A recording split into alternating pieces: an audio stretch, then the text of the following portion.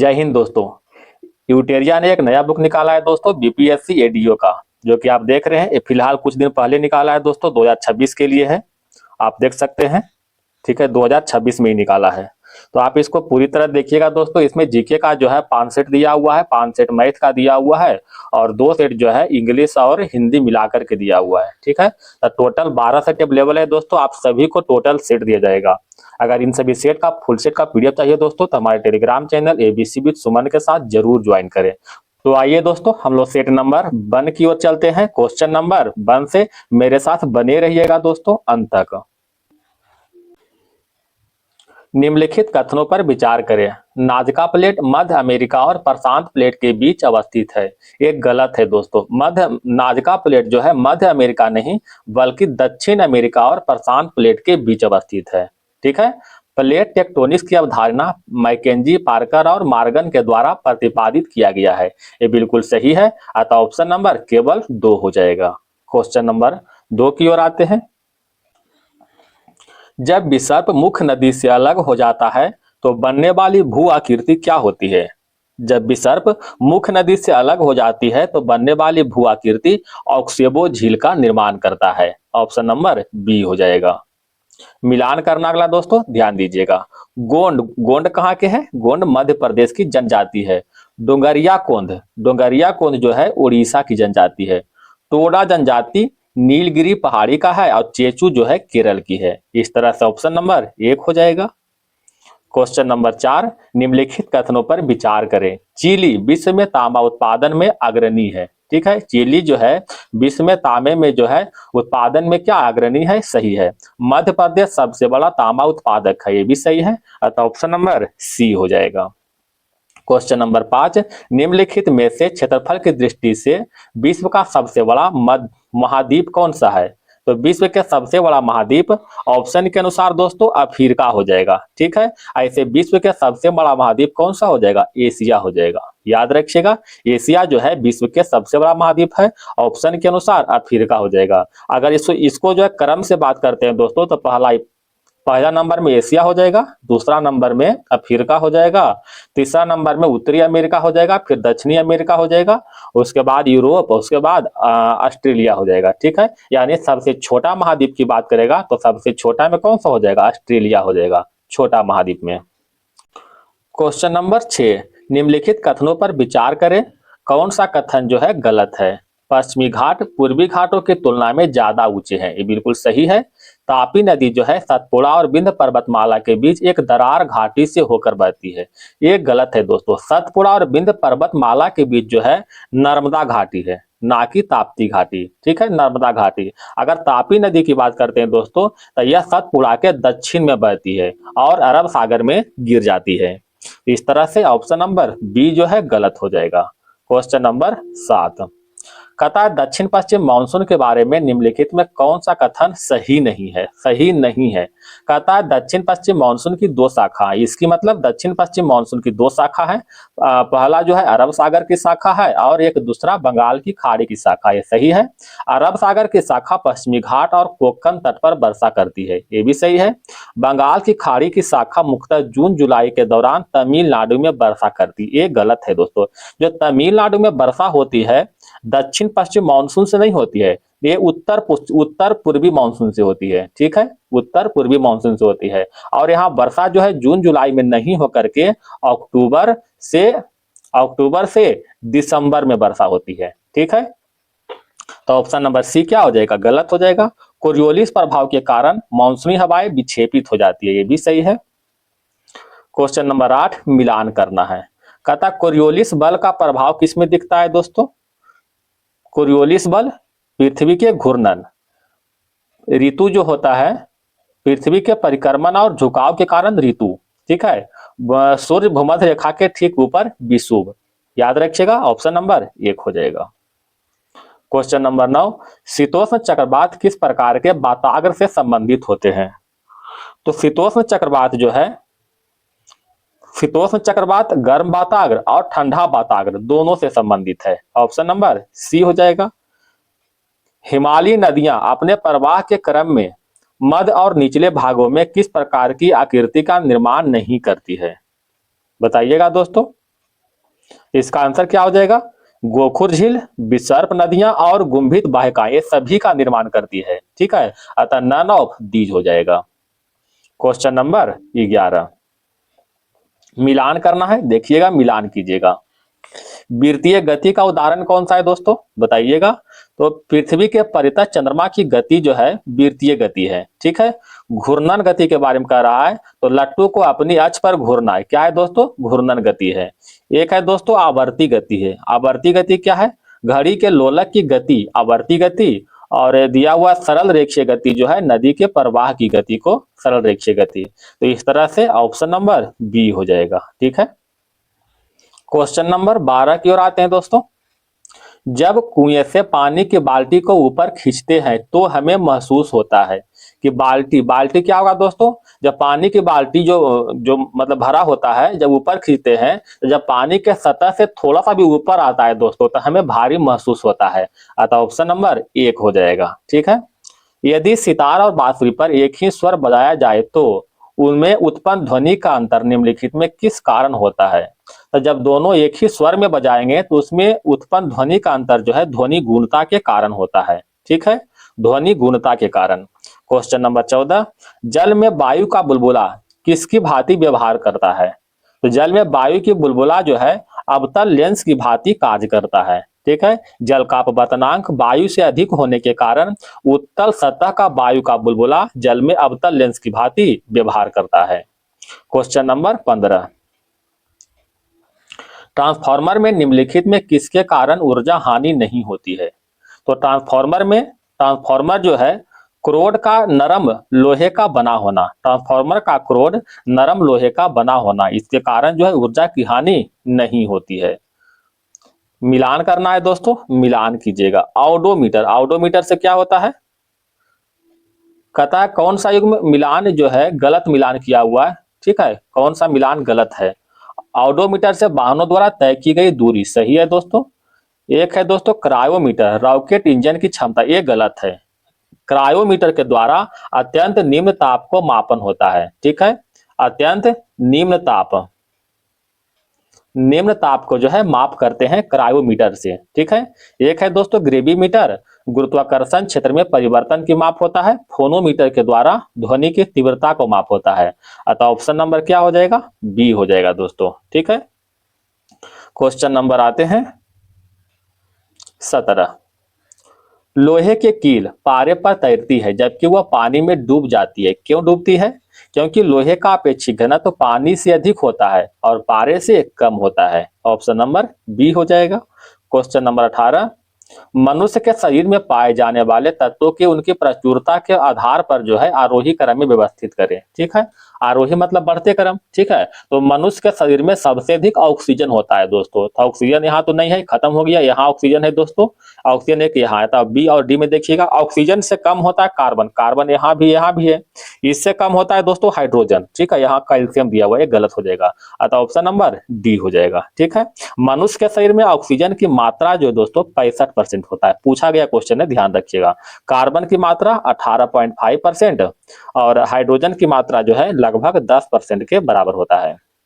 आइए question number 19, hydrocarbon ईंधन जलाते समय यदि हम अत्यधिक काले धुएं के साथ पीली लपट देखें तो इसका अर्थ है कि ईंधन जो है असंतृप्त हाइड्रोकार्बन से बना होता है। Option number B.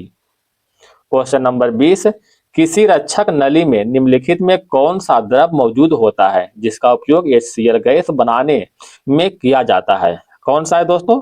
तो कैल्शियम क्लोराइड। ऑप्शन नंबर 1 हो जाएगा। आग बुझाने वाले कर्मचारियों के परिधानों पर किसकी परत चढ़ी होती है जो उसे अग्निरोधक बनाता है? कौन है दोस्तों? तो मैलेमाइन। ऑप्शन नंबर सी हो जाएगा। न्यूट्रॉनों के गुण धर्मों के संबंध में निम्नलिखित में कौन सा कथन सही नहीं है? बताइएगा दोस्तों। तो न्यूट्रॉन का द्रव्यमान प्रोटॉन के द्रव्यमान के लगभग समान है, ये बिल्कुल सही है। न्यूट्रॉन का आवेश शून्य होता है। न्यूट्रॉन परमाणविक नाभिक के अंदर अवस्थित होते हैं, ये भी सही है दोस्तों। न्यूट्रॉन परमाणविक नाभिक के चारों ओर चक्कर लगाते, ये गलत है। ये नाभिक के अंदर होता है, ना कि नाभिक के चारों ओर चक्कर लगाएगा। अतः ऑप्शन नंबर डी क्या हो जाएगा? गलत हो जाएगा। कहता है कुछ फार्मूला दिया दोस्तों, कहता है कौन सा अम्ल है, ठीक है। तो ये इस अम्ल का नाम है दोस्तों ऑक्जेलिक अम्ल। इसका सूत्र क्या होता है, C2H2 ठीक है। दोनों सेम ही दोस्तों, देखो यहाँ पर हाइड्रोजन 2 दिया हुआ है, 2 हाइड्रोजन है, 4 ऑक्सीजन है, 4 ऑक्सीजन है, यहाँ देखिए 2 कार्बन है, तो वही हम लिखे हैं, ठीक है। तो ऑक्जेलिक अम्ल का सूत्र है। अच्छा, ऑक्जेलिक अम्ल का उपयोग कहाँ होता है, ऑक्जेलिक अम्ल का उपयोग खासकर कपड़ों की सफाई में होता है, दाग धब्बा या फिर लोहे का जंग को हटाने में, ये सभी में ऑक्जेलिक अम्ल का प्रयोग करते हैं।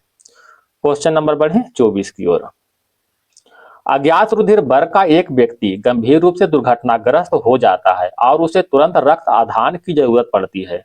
अस्पताल में आसानी से उपलब्ध निम्नलिखित रुधिर वर्गों में किस एक रक्त का आधान के लिए उपयोग सुरक्षित होगा। तो कौन सा जो है रक्त वर्ग जो है ले सकता है आसानी से बिना कोई जांच पड़ताल किए। तो ऑप्शन नंबर 1 हो जाएगा दोस्तों ORH माइनस, ठीक है। ओ वर्ग जो है दोस्तों, ओ वर्ग को यूनिवर्सल डोनर के नाम से जानते हैं। वो निगेटिव जो होता है और यूनिवर्सल डोनर रक्त है, इसीलिए जो है आसानी से सुरक्षित ले सकता है, कोई दिक्कत नहीं, इसमें कोई एंटीजन नहीं पाया जाता है, ठीक है। Question number 25।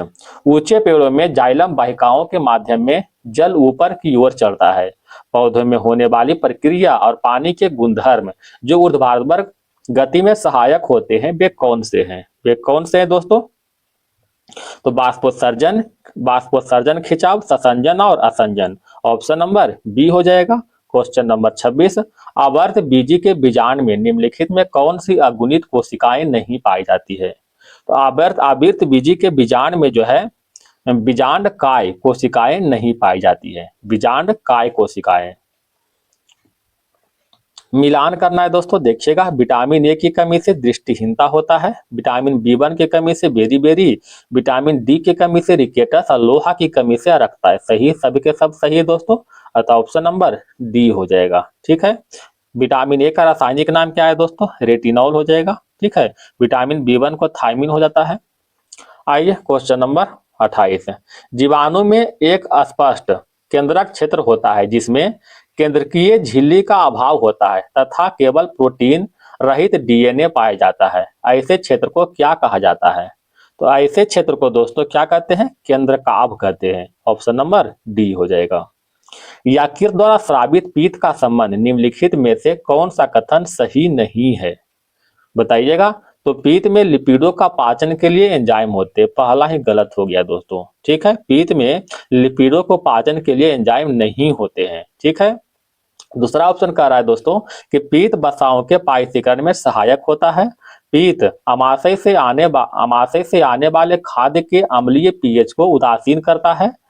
पीत खाद्य के पीएच को क्षारीय करता है और अग्नाशय एंजाइमों की क्रिया को सुगम बनाता है, ये भी सही है, अतः ऑप्शन नंबर 1 जो है गलत था। क्वेश्चन नंबर आते हैं दोस्तों 30 की ओर। निम्नलिखित में कौन सा पौधे में मौजूद सरल अस्थायी उत्तक का एक समूह है। तो सरल अस्थायी उत्तक का समूह में पैरेनकाइमा, कोलेनकाइमा और स्क्लेनकाइमा। ऑप्शन नंबर 1 हो जाएगा, ठीक है। यह तीनों जो है एक अस्थायी उत्तक है दोस्तों, जो पौधे के विकास में सहायता करता है। एक है दोस्तों जाइलम और फ्लोएम। जाइलम और फ्लोएम ये दोनों उत्तक जो है एक जटिल उत्तक है, ठीक है। पूछेगा कौन सा जटिल उत्तक है, तो बताइएगा जाइलम और फ्लोएम दोनों क्या है, जटिल उत्तक है। बाकी पैरेनकाइमा, कोलेनकाइमा और स्क्लेनकाइमा ये सभी क्या है, सरल अस्थायी उत्तक है।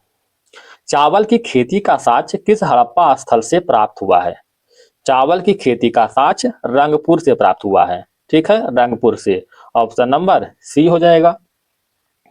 निम्नलिखित में किसका श्रेय निम्काचार्य को समुचित रूप से दिया जाता है, बताइएगा दोस्तों। तो निम्काचार्य जो है द्वैताद्वैतवाद के संस्थापक थे, ठीक है, द्वैताद्वैतवाद के। अगर द्वैतवाद की बात करते हैं दोस्तों तो इसका संस्थापक माधवाचार्य थे, माधवाचार्य, ठीक है। और शुद्धाद्वैत की बात करते हैं दोस्तों, कौन सा हो जाएगा, वल्लभाचार्य, वल्लभाचार्य, ठीक है। अब विशिष्टाद्वैत के रामानुचार्य, विशिष्टाद्वैत के संस्थापक रामानुचार्य। तो इस तरह से ऑप्शन नंबर 1 हो जाएगा। अशोक के शिलालेख में निम्नलिखित में किस लिपि का प्रयोग किया गया था। तो अशोक के शिलालेख में ब्राह्मी, खरोष्ठी, ग्रीक और अरमाइक लिपि का प्रयोग किया गया था, ठीक है, ग्रीक और अरमाइक लिपि का। क्वेश्चन नंबर आइएगा दोस्तों 34 की ओर। सुल्तान पृथ्वी पर ईश्वर का प्रतिनिधि है और उसका स्थान केवल पैगंबर के बाद है, यह किसने कहा था? बताइएगा दोस्तों, किसने कहा था? तो बलबन ने कहा था। ऑप्शन नंबर 1 हो जाएगा बलबन ने। बलबन के द्वारा ही राजत्व के दैवीय सिद्धांत पर जोर दिया गया था। क्वेश्चन नंबर 35, जौनपुर के किस मुगल शासक के खिलाफ फातवा जारी किया गया था? किसके खिलाफ? तो अकबर के खिलाफ जो है फातवा जारी किया गया था, 1580 में जारी किया गया था। ठीक है। क्वेश्चन नंबर 36, रंजीत सिंह के राजनीतिक राजधानी लाहौर थी, उसकी धार्मिक राजधानी कौन सा शहर था? रंजीत सिंह के राजनीतिक राजधानी लाहौर था, उसकी धार्मिक राजधानी अमृतसर थे। ऑप्शन नंबर 1 हो जाएगा। 1857 के विद्रोह की असफलता के बाद मुगल शासक बहादुर शाह द्वितीय को कहां और किसने गिरफ्तार किया था? तो बहादुर शाह द्वितीय को हुमायूं के कब्र के पास लेफ्टिनेंट हडसन ने गिरफ्तार किया था। 1857 की क्रांति की बात करते हैं दोस्तों, तो इसका प्रतीक चिन्ह क्या है दोस्तों? कमल और रोटी। कमल और रोटी इसका प्रतीक चिन्ह था। 1857 की क्रांति के समय ब्रिटेन के प्रधानमंत्री कौन था? लॉर्ड पॉमस्टर्न। ठीक है। क्वेश्चन नंबर 38, अस्थाई बंदोबस्त लागू होने के बाद किसानों की दयनीय स्थिति पर किसने कहा था कि पूरा बंगाल एक जंगल में बदल गया जिसमें केवल वनवासी रहते हैं? किसने कहा था दोस्तों? तो यह कथन है राजा राम मोहन राय का। ऑप्शन नंबर बी हो जाएगा। राजा राम मोहन राय की बात करते हैं दोस्तों, तो इन्हें जो है आधुनिक भारत के जनक कहा जाता है। इसके द्वारा जो है सती प्रथा का उन्मूलन किया गया था 1829 में। ठीक है। और ब्रह्मा समाज की स्थापना भी किया था। ब्रह्मा समाज की स्थापना किया था 1828 में। ठीक है। क्वेश्चन नंबर बढ़ते हैं 39 की ओर। ईसाई मिशनरियों की सहायता से तरुण स्त्री सभा की स्थापना कहाँ की गई? तो तरुण स्त्री सभा की स्थापना जो है कलकत्ता में किया गया था दोस्तों, और कलकत्ता में 1819 में किया गया था। क्वेश्चन नंबर 40, निम्नलिखित कथनों पर विचार कीजिए, कौन सा कथन सही है? 1804 में बंबई में एशियाटिक सोसाइटी की स्थापना किया गया था, सही है। 1823 में लंदन में Asiatic society of great Britain की स्थापना हुआ था, ये भी सही है। ऑप्शन नंबर सी हो जाएगा। क्वेश्चन नंबर 41, फिर मिलान करना है दोस्तों, मिलान कीजिएगा। कोल विद्रोह के नायक कौन थे दोस्तों? कोल विद्रोह बुद्धो भगत थे। ठीक है। अच्छा, कोल विद्रोह कब हुआ था दोस्तों? 1831 से 32 में हुआ था। खासी विद्रोह की बात करते हैं, तीरथ सिंह था, और ये 1833 में हुआ था। ठीक है, खासी विद्रोह। संथाल विद्रोह का सिद्धू और कान्हू थे। ठीक है। ये विद्रोह 1855 से 56 में हुआ था। एक बच गया दोस्तों, चेर विद्रोह, कौन हो जाएगा? भूषण सिंह। ये कब हुआ था? 1800 में। ठीक है। इस तरह से ऑप्शन नंबर क्या बन जाएगा? डी बन जाएगा। क्वेश्चन नंबर 42, 1907 में सूरत में आयोजित वार्षिक अधिवेशन में भारतीय राष्ट्रीय कांग्रेस में पहली बार विभाजन की घटना देखने को मिली थी। यह क्रम में कौन सा वार्षिक अधिवेशन था? ठीक है। तो सूरत अधिवेशन जो 1907 हुआ था, यह क्रम में 23वां अधिवेशन था। अच्छा, इसका प्रथम अधिवेशन कब हुआ था? तो प्रथम अधिवेशन 1885 में हुआ था। ठीक है। 1885 में प्रथम अधिवेशन हुआ था, और 1907 में जो है 23वां अधिवेशन हुआ था। आप जोड़ सकते हैं 1885 से लेकर 1907 तक। ठीक है। सूरत अधिवेशन की बात करते हैं दोस्तों, तो इसका अध्यक्षता जो है रास बिहारी बोस कर रहा था। रास बिहारी बोस कर रहा था। इसमें जो है नरम दल और गरम दल दोनों में विभाजन हो गया था, और पुनः लखनऊ अधिवेशन 1916 में, ठीक है, नरम दल और ये जो क्या कहता है गरम दल, दोनों एक हो गया था। ठीक है। लखनऊ अधिवेशन का अध्यक्षता कौन कर रहा था? लखनऊ अधिवेशन का अंबिकाचरण मजूमदार कर रहे थे। क्वेश्चन नंबर 43, संसार के विशालतम गुंबदों में से एक गोल गुंबद कहाँ स्थित है? गोल गुंबद बीजापुर में स्थित है। अब बीजापुर कहाँ है दोस्तों? कर्नाटक में। ठीक है। बीजापुर कहाँ स्थित है? कर्नाटक में। गोल गुंबद प्रसिद्ध मोहम्मद आदिल शाह का मकबरा है। क्वेश्चन नंबर 44, निम्नलिखित में से कौन सा राजवंश उत्तर बिहार के मिथिला क्षेत्र पर शासन नहीं करता था? कौन सा राजवंश है? तो आपको हो जाएगा दोस्तों उज्जैनी राजवंश। ठीक है। ऑप्शन नंबर डी हो जाएगा। अगर हम कर्नाट वंश की बात करते हैं दोस्तों, तो इसका संस्थापक नान्य देव थे। नान्य देव। दरभंगा राज के संस्थापक कौन थे? महेश ठाकुर, महेश ठाकुर। ठीक है। एक बच गया दोस्तों, ओइनबार राजवंश, इसका संस्थापक कौन थे? ओइनबार के नाथ ठाकुर, याद रखिएगा। ठीक है। क्वेश्चन नंबर 45, क्रिप्स मिशन के साथ अंग्रेजों की आधिकारिक वार्ता कौन थे? क्रिप्स मिशन के साथ अंग्रेजों की आधिकारिक वार्ता मौलाना अबुल कलाम आजाद और जवाहरलाल नेहरू थे। ठीक है, महात्मा गांधी नहीं थे। अतः ऑप्शन नंबर डी हो जाएगा। क्वेश्चन नंबर आते हैं दोस्तों 46 की ओर। निम्नलिखित में किसका विरोधी स्वामी दयानंद सरस्वती के द्वारा नहीं किया गया था?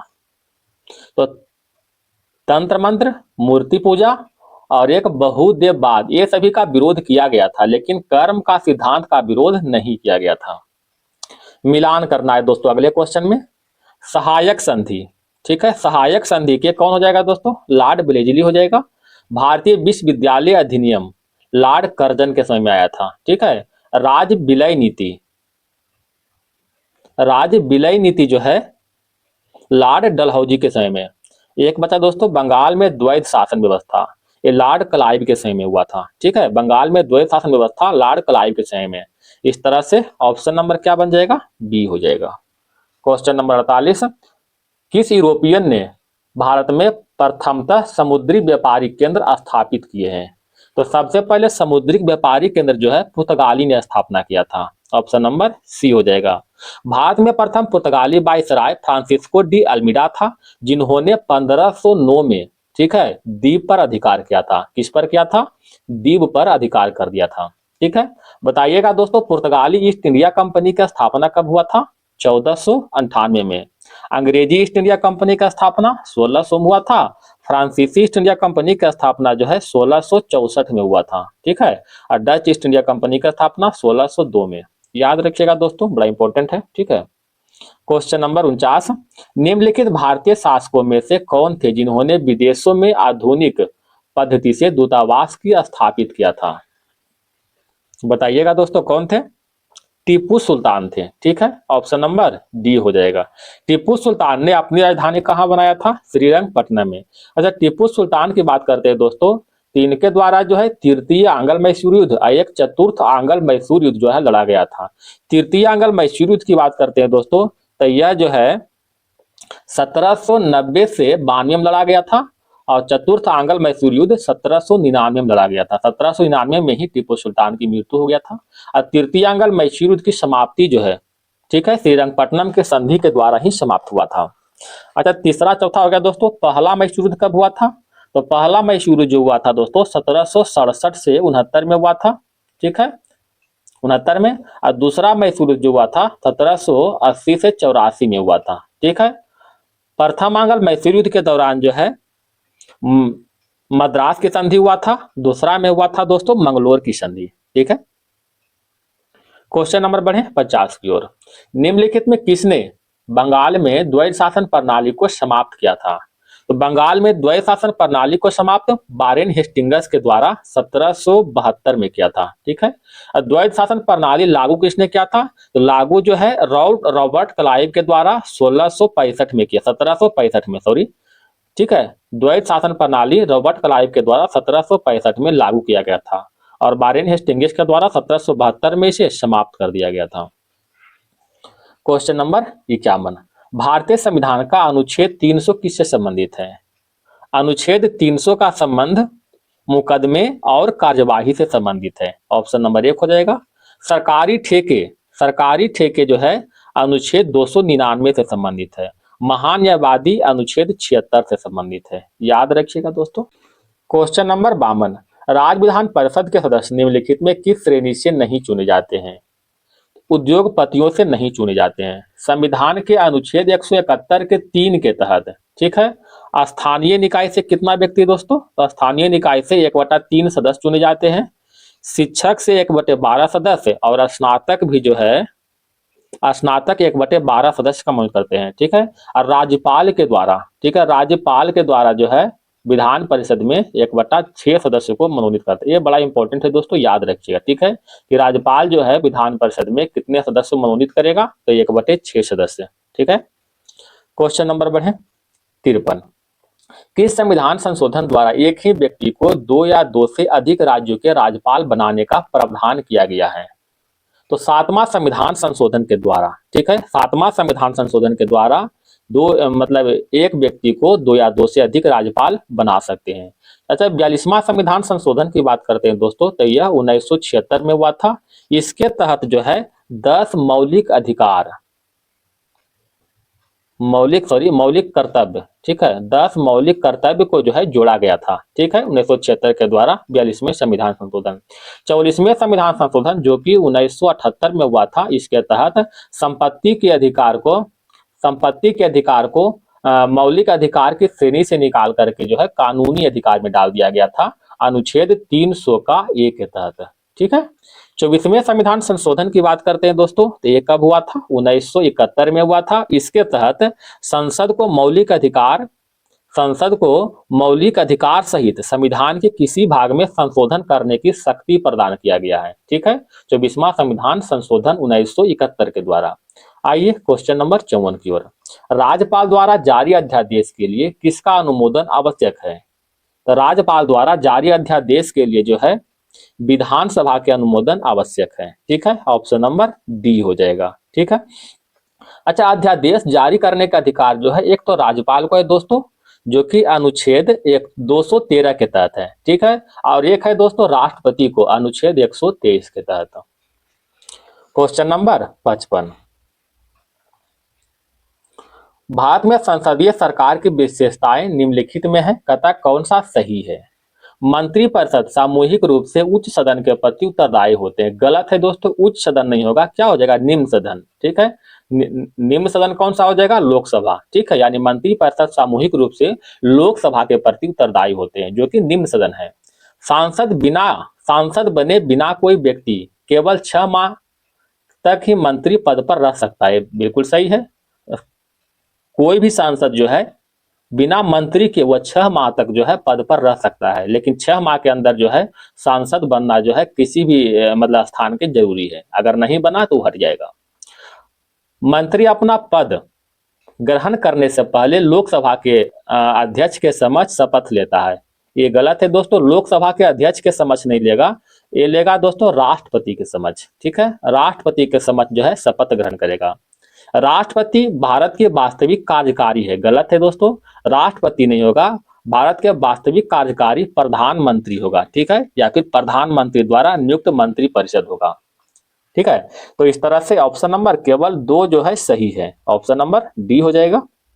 Question number 56। किसी सार्वजनिक पद को अवैध अतिक्रमण से बचाने के लिए कौन सा रिट जारी की जाती है? बताइएगा दोस्तों, कौन सा रीट जारी करते हैं?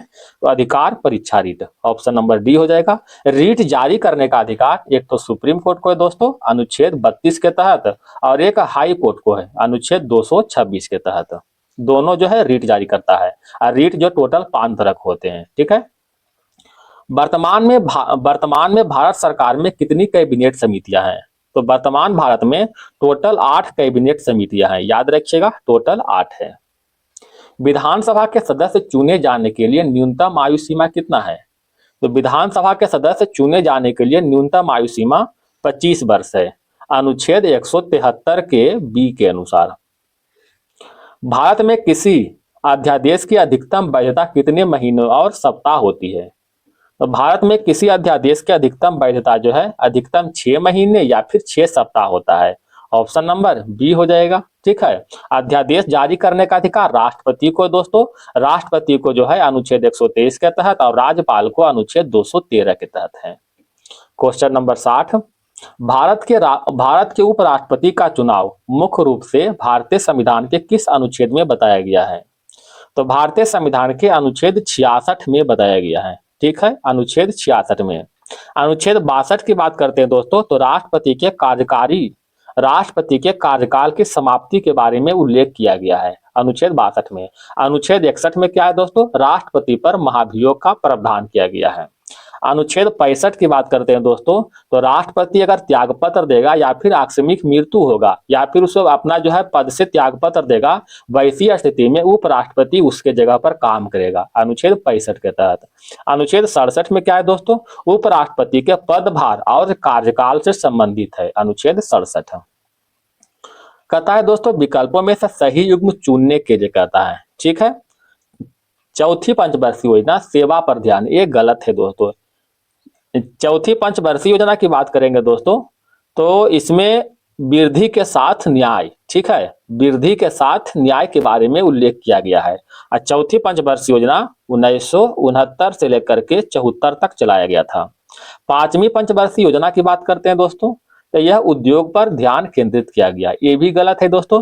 पांचवी पंचवर्षीय योजना तो पहले 1974 से लेकर के 1978 तक चला था, ठीक है। इसका मुख्य उद्देश्य क्या था दोस्तों, गरीबी हटाओ का नारा जो है पांचवी पंचवर्षीय योजना में ही दिया था, इंदिरा गांधी के समय में।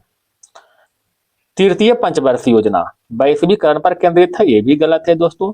तृतीय पंचवर्षीय योजना 1961 से लेकर 66 तक चला था। इसका मुख्य उद्देश्य कृषि और उद्योग था, ठीक है, ना कि वैश्वीकरण। प्रथम पंचवर्षीय योजना कृषि पर ध्यान केंद्रित था, ये बिल्कुल सही है, ठीक है। प्रथम पंचवर्षीय योजना 1951 से लेकर 56 तक चला था, ठीक है, जो कि हेराल्ड मॉडल पर आधारित है, ठीक है, और कृषि पर इसमें ध्यान दिया गया था। तो ऑप्शन नंबर डी जो बिल्कुल सही हो जाएगा। क्वेश्चन नंबर 62, साधन लागत पर एनएनपी के बराबर है। साधन लागत पर एनएनपी राष्ट्रीय आय के बराबर है, राष्ट्रीय आय के बराबर। क्वेश्चन नंबर 63, कृषि विपणन प्रणाली में सुधार के लिए भारत सरकार द्वारा अपनाया गया नीतिगत उपाय क्या है। भारत सरकार द्वारा अपनाया गया नीतिगत उपाय सार्वजनिक वितरण प्रणाली पीडीएस, न्यूनतम समर्थन मूल्य, बफर स्टॉक का रखरखाव। क्या हो जाएगा दोस्तों, उपयुक्त में से एक से अधिक हो जाएगा। क्वेश्चन नंबर 64, किस समिति ने प्रतिस्पर्धा अधिनियम 2002 को अधिनियमित करने का सुझाव दिया है। किसने दिया है दोस्तों, एस राघवन समिति, एस राघवन समिति। विजय केलकर समिति की बात करते हैं दोस्तों, तो इसका संबंध कर सुधार से है, ठीक है, कर सुधार से है। रंगराजन समिति की बात करते हैं दोस्तों, तो इसका संबंध भारत में गरीबी रेखा के आकलन से है या फिर भुगतान संतुलन से, दोनों देता है, याद रखिएगा। रघुराम राजन समिति का संबंध वित्तीय क्षेत्र में सुधार से है, वित्तीय क्षेत्र में सुधार से संबंधित है। गरीबी रेखा को निर्धारित करने के लिए कौन सा संगठन सर्वेक्षण करता है। गरीबी रेखा को निर्धारण करने के लिए एनएसओ, ऑप्शन नंबर बी हो जाएगा। भंडारी समिति का संबंध किससे है।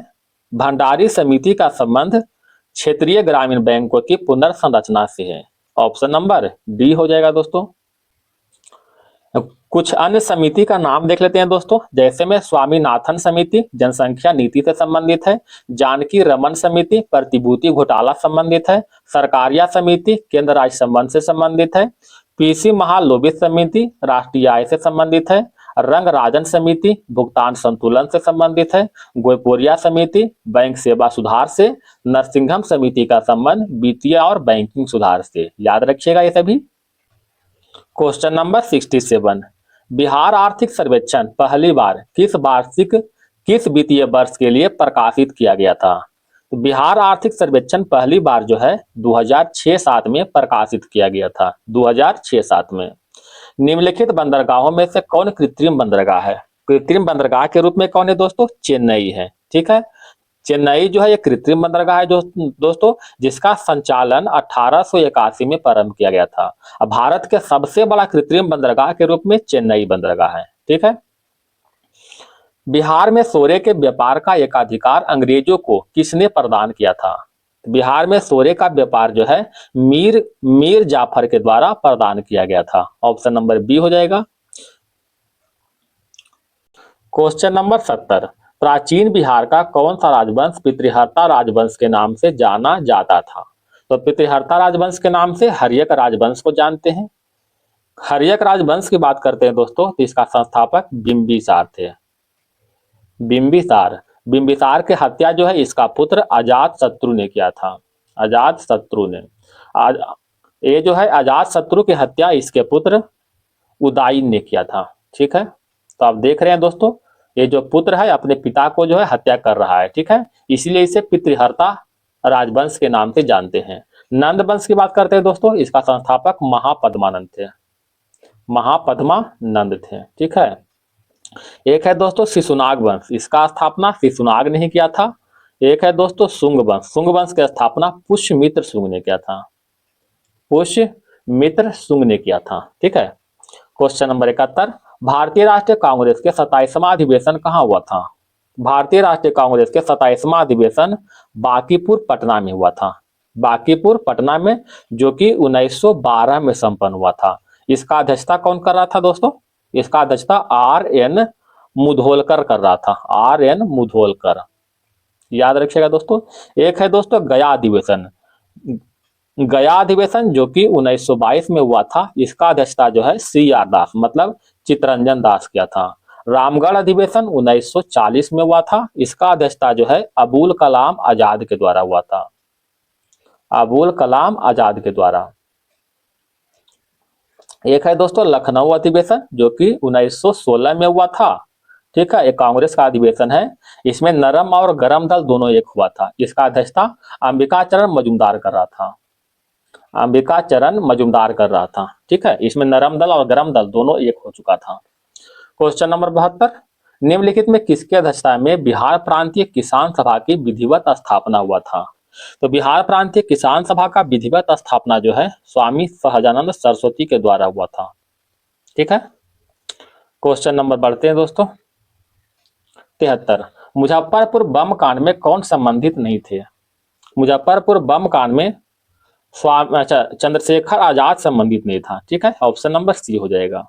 मुजफ्फरपुर बम कांड की बात करते हैं दोस्तों, तो यह घटना 30 अप्रैल 1908 को हुआ था। ठीक है, इसमें जो है खुदीराम बोस और प्रफुल्ल चौकी ने जॉर्ज किंग्सफोर्ड की हत्या करने का प्रयास किया था, लेकिन गलती से उसका बम जो है मतलब कहीं और गिर चुका था, जिसके कारण उसकी पत्नी और पुत्री की उसकी मृत्यु हो चुका था। इस घटना से प्रभावित होकर खुदीराम बोस को फांसी की सजा जो कि 1908 में दे दिया गया था दोस्तों।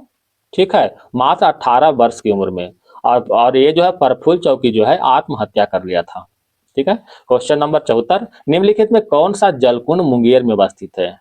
तो सीता कुंड, रामेश्वर कुंड, ऋषि कुंड, ये सभी जो है मुंगेर में स्थित है। ठीक है, अगर सीता कुंड की बात करते हैं दोस्तों, तो यह गर्म पानी के लिए प्रसिद्ध है, गर्म पानी के लिए है। क्वेश्चन नंबर 75, कोसी नदी को निम्नलिखित में किस नदी के साथ जोड़ने के लिए एक जल शक्ति मंत्रालय द्वारा मंजूरी दी गई है? कौन सा हो जाएगा? मेची नदी, ऑप्शन नंबर सी हो जाएगा। कोसी नदी को मेची नदी के साथ जोड़ने के लिए जल शक्ति मंत्रालय के द्वारा मार्च 2025 में प्रधानमंत्री कृषि सिंचाई योजना के तहत मंजूरी दी गई, जिसका शिलान्यास सितंबर 2025 में प्रधानमंत्री मोदी के द्वारा किया गया था।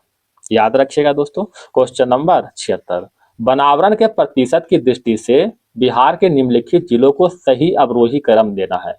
तो सबसे अधिक वनावरण कहाँ है दोस्तों? कैमूर में है, कैमूर में वन 31.56% है। ठीक है, उसके बाद जमुई आते हैं, उसके बाद Munger, option number B. Question number बढ़े 77 की ओर, बिहार के कौन सी नदी जो है बिहार के शोक के रूप में जानते हैं? तो बिहार के शोक के रूप में दोस्तों कोसी नदी को जानते हैं। ठीक है, कोसी नदी हर वर्ष जो है भारी बाढ़ लाता है, जिसके कारण जान माल के भारी क्षति होता है, और यह नदी जो है अपने मार्ग बदलने के लिए कुख्यात है, इसीलिए जो है इसे बिहार के शोक के नाम से जानते हैं। क्वेश्चन नंबर 78, 2011 के जनगणना के अनुसार भारत में ग्रामीण जनसंख्या का प्रतिशत कितना था? तो भारत में ग्रामीण जनसंख्या का प्रतिशत 68.8% है। अगर शहरी जनसंख्या की बात करते हैं दोस्तों, तो 31.2% शहरी जनसंख्या है। ठीक है, ग्रामीण 68.8%, शहरी 31.2% हो जाएगा। क्वेश्चन नंबर 79, निम्नलिखित में कौन सा राज्य मंत्रिपरिषद की बैठक की अध्यक्षता करता है? तो मंत्रिपरिषद की बैठक की अध्यक्षता जो है कौन करता है दोस्तों? राज्य के मुख्यमंत्री करता है, ऑप्शन नंबर बी हो जाएगा। बिहार के कितने राज्यपाल आगे चलकर राष्ट्रपति बने हैं? तो बिहार के 2 राज्यपाल जो है आगे चलकर राष्ट्रपति बने हैं, जिसमें से पहला हो गया दोस्तों डॉक्टर जाकिर हुसैन, जाकिर हुसैन। और दूसरा हो जाएगा दोस्तों रामनाथ कोविंद, रामनाथ कोविंद। ठीक है, ये दोनों जो है पहले राज्यपाल थे, फिर आगे चलकर राष्ट्रपति बने हैं। क्वेश्चन नंबर 81, 2 जनवरी 2025 को आरिफ मोहम्मद खान ने बिहार के कौन सा क्रम के राज्यपाल के रूप में शपथ लिया? तो आरिफ मोहम्मद खान जो है बिहार के 42वें राज्यपाल के रूप में शपथ ग्रहण किया है। ठीक है, किसका स्थान लिया है? तो राजेंद्र विश्वनाथ आलेकर के स्थान लिया है। जनवरी 2025 में भारतीय सेना ने निम्नलिखित में किस स्थान पर अपनी सेना को जानो मेला का आयोजन किया है? किस स्थान पर किया है? हैदराबाद में किया है। ठीक है, हैदराबाद में। केंद्र सरकार ने जीडीपी गणना के लिए किस वित्त वर्ष को नया आधार वर्ष के रूप में संशोधित करने का निर्णय लिया है? बताइएगा दोस्तों, कौन सा वित्त वर्ष? 83 का हो जाएगा दोस्तों 2022-23, ऑप्शन नंबर बी हो जाएगा।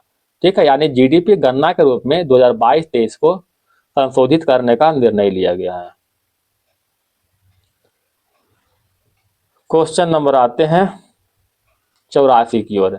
वित्त वर्ष 2025-26 के बजट में बिहार सरकार ने किन नई नीतियों का ऐलान किया है? तो बिहार सरकार ने जो है, बिहार सरकार ने बिहार प्लास्टिक निर्माण प्रोत्साहन नीति का, बिहार खाद्य प्रसंस्करण नीति का, बिहार औद्योगिक निवेश प्रोत्साहन नीति और बिहार बायोफ्यूल्स उत्पादन प्रोत्साहन नीति, ये सभी का जो है नीति का ऐलान किया है। क्वेश्चन नंबर 85, केंद्रीय बजट 2025-26 में रक्षा क्षेत्र में कितनी राशि आवंटन किया गया है? तो 2025-26 के अनुसार रक्षा क्षेत्र में 6.81 लाख करोड़ का राशि आवंटन किया गया है। 6.81 लाख करोड़। हाल ही में किस राज्य में भारत का पहला बीज जीन बैंक स्थापित किया गया? तो भारत का पहला बीज जीन बैंक जो है बिहार में स्थापित किया गया था। अब बिहार में कहाँ है दोस्तों? भागलपुर में। ठीक है, बिहार के भागलपुर में।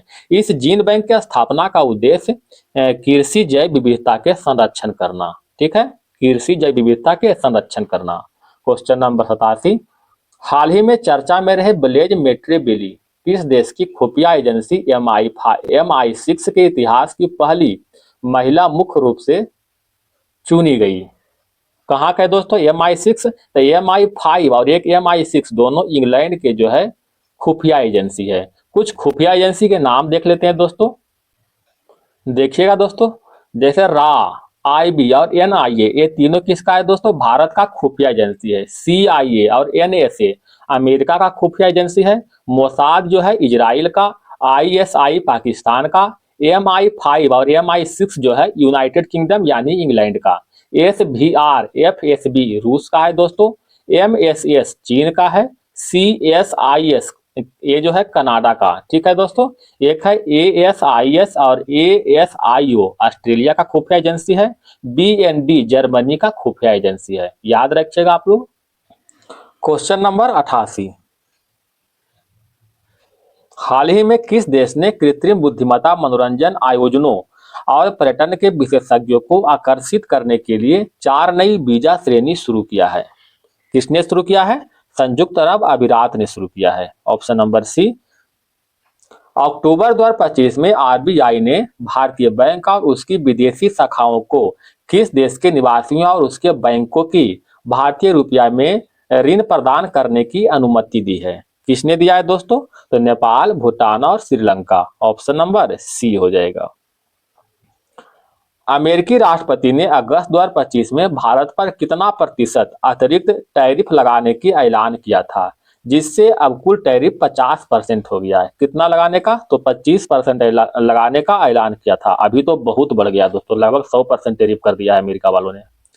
आइए क्वेश्चन नंबर 91, अक्टूबर 2025 को भारत के निम्न में से किस यूरोपीय देशों के यूरोपियन फ्री ट्रेड एसोसिएशन के साथ मुक्त व्यापार समझौते लागू किया है? किसने किया है दोस्तों? बताइएगा। नॉर्वे, स्विट्जरलैंड, नॉर्वे हो जाएगा दोस्तों स्विट्जरलैंड, एक है दोस्तों आइसलैंड और एक हो जाएगा दोस्तों लिंकेस्टीन, यानी ऑप्शन नंबर डी हो जाएगा, एक से अधिक हो जाएगा। ठीक है, क्वेश्चन नंबर आते हैं 92, जनजातीय केंद्रित जीनोम अनुक्रम परियोजना शुरू करने वाला देश का पहला राज्य कौन बना है? गुजरात बन चुका है। ठीक है। इस परियोजना का लक्ष्य क्या है? तो राज्य के आदिवासी समुदाय और उसके आनुवांशिक स्वास्थ्य जोखिम की गहराई से समझना। तंबाकू, वेपिंग तथा ई सिगरेट प्रोडक्ट पर पीढ़ीगत प्रतिबंध लगाने वाला दुनिया का पहला देश कौन बना है? तो दुनिया का पहला देश जो है मालदीव बन चुका है, मालदीव। क्वेश्चन नंबर 94, प्रधानमंत्री मोदी ने किस विदेशी महिला प्रधानमंत्री के संस्मरण पुस्तक का भारतीय संस्करण के लिए प्रस्तावना लिखा है? तो किसका लिखा है दोस्तों? तो इटली के प्रधानमंत्री जॉर्जिया मेलोनी का जो है आत्मकथा की प्रस्तावना लिखा है, प्रधानमंत्री मोदी जी ने लिखा है। अच्छा, इसका आत्मकथा कौन है दोस्तों? I am Georgia, my root my principle. I am Georgia, my root my principle. ठीक है। क्वेश्चन नंबर 95, पुस्तक Jammu Kashmir and Ladakh through ages निम्न में से किसने लॉन्च किया है? तो Jammu Kashmir and Ladakh through ages launch किया है दोस्तों अमित शाह के द्वारा। ठीक है। क्वेश्चन नंबर 96, प्रसिद्ध गांधीवादी विचारक जीजी पारेख का निधन 101 वर्ष की आयु में अक्टूबर 2025 में हो गया। इसके संबंध में कौन सा विकल्प सही है? बताइएगा दोस्तों, क्या हो जाएगा? तो यह एक स्वतंत्रता सेनानी थे, सही है। लोकतांत्रिक समाजवाद के समर्थक थे, श्रमिक आंदोलनों का नेता थे। उपयुक्त में से सभी हो जाएगा D. Question number 97, Shri Nitish Kumar ने नवंबर 2025 में बिहार के मुख्यमंत्री के रूप में कितनी बार शपथ लिया है? तो यह जो है 10वीं बार शपथ लिया है। ठीक है, 10वीं बार। साहित्य के क्षेत्र में वर्ष 2025 का नोबेल पुरस्कार निम्न में से किसे प्रदान किया गया है? तो 2025 का नोबेल पुरस्कार जो है लास जलो को प्रदान किया गया है। ऑप्शन नंबर 1 हो जाएगा। क्वेश्चन नंबर 99, निम्नलिखित में कौन बिहार की पहली महिला फीडे मास्टर बनी है जिन्होंने यह खिताब दुबई 2025 अंतर्राष्ट्रीय शतरंज टूर्नामेंट में हासिल किया है? किसने हासिल किया है दोस्तों? तो मारियम फातिमा ने हासिल किया है। मारियम फातिमा की बात करते हैं दोस्तों, तो यह बिहार के मुजफ्फरपुर के रहने वाली है। ठीक है, बिहार के मुजफ्फरपुर के। क्वेश्चन नंबर लास्ट है दोस्तों, 5 अक्टूबर 2025 को राजगीर में उद्घाटन किए गए बिहार पहले अंतर्राष्ट्रीय क्रिकेट स्टेडियम से संबंधित निम्न में से कौन सा कथन सही है? कौन सा कथन सही है?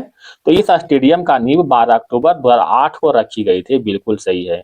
इसका उद्घाटन जो है प्रधानमंत्री मोदी ने किया था? गलत है दोस्तों। इसका उद्घाटन जो है हमारे जो है मुख्यमंत्री नीतीश कुमार ने किया था। ठीक है, नीतीश कुमार ने किया था।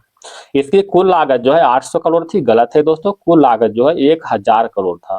तो ऑप्शन नंबर बी क्या हो जाएगा? सही हो जाएगा। क्वेश्चन समाप्त हो गया दोस्तों। अगर मेरा मेहनत पसंद आया है तो प्लीज एक लाइक जरूर कीजिएगा। धन्यवाद दोस्तों, आपका दिन शुभ हो।